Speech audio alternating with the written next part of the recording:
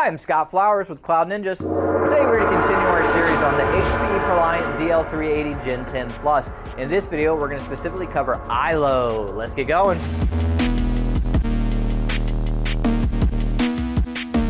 Hey, thanks for stopping by today to learn a little bit more about the HPE ProLiant DL380 Gen10 Plus. Do us a favor, if you find anything that helps you in this video, click that like, smash that subscribe. All right, we'll top in. This video will be a continuation of our series that's going to be focused on iLO. If you're not familiar with iLO, iLO stands for Integrated Lights Out. This is essentially HPE's version of remote access. It'd be similar to iDRAC for Dell or IPMI for Supermicro or Gigabyte or Asus or any of those kind of guys.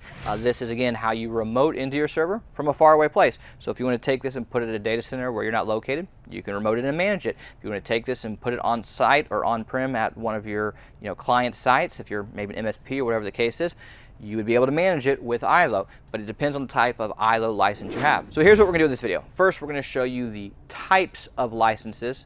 Then we're going to show you how to identify which type of license you have, because maybe you're not sure and you don't know if you need to upgrade. Then we're going to show you how to log into the web interface, which is really important because that's how you're going to kind of manage everything. And then at the very end, we're going to show you how to upgrade your license if you don't have the right type of license. So let's just hop in. What types of licenses can you have? Well, there's really two main licenses. You can have standard and you can have advanced. And advanced is really what you're going to want to be able to log into your server from a faraway place. So those are the types of licenses. So what we'll do now is we're going to show you actually how to identify what type of license you have, and then right after that we're going to show you how to log into the web interface and how to do the upgrade.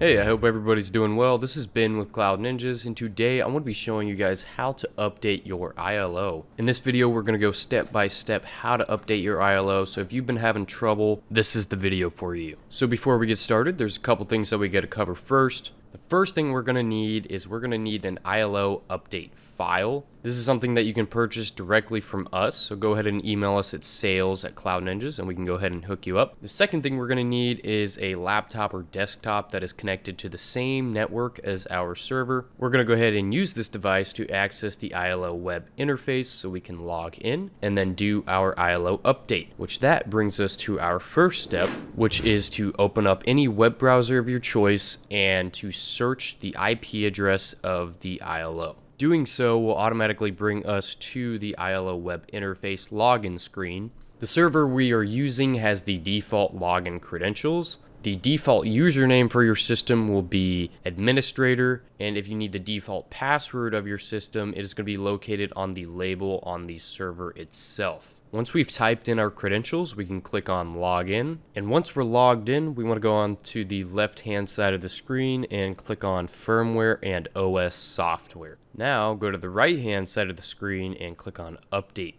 firmware. A menu will pop up with a couple of options to change.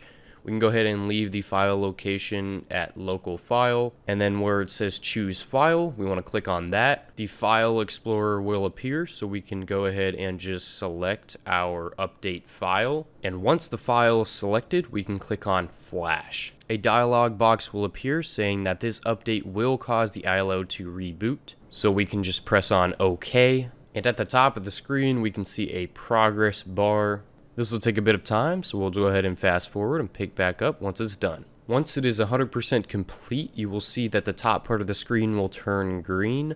We're just going to wait a few seconds and then we'll be redirected to the login page for the iLO. Now, once we're back on the login page, we're going to go ahead and wait a minute or two while the iLO resets. And once it is done, the gray box under the login button will disappear, and then we will get a message at the top of the screen saying that the iLO firmware version has changed and to clear our browser cache before continuing. We're going to go ahead and log back into the iLO, and as we can see, everything has been successfully updated. And underneath iLO in the information tab, we can see whenever it was last updated, which was the date of today.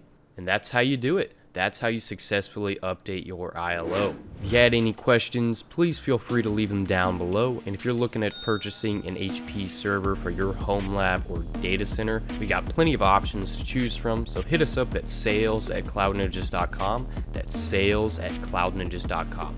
Thanks for stopping by.